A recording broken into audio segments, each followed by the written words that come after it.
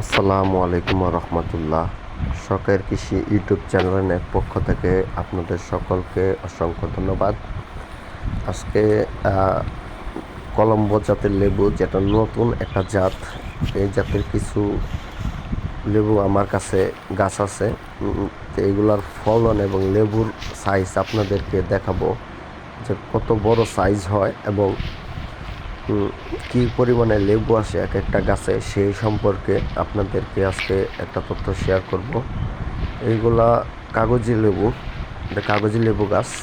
ফলনটা অনেক ভালো ফলন এসেছিল, হারভেস্ট করা হয়েছে এখান থেকে কিছু গাছ।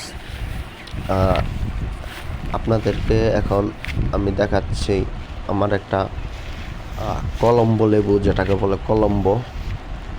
খুব বড় বড় লেবু হয়, একটা লেবুতে অনেক অনেক রস থাকে এবং অনেক পরিমাণে ফলন আসে। তো আমি আপনাদেরকে আমার বাগানে একটি গাছ দেখাচ্ছি।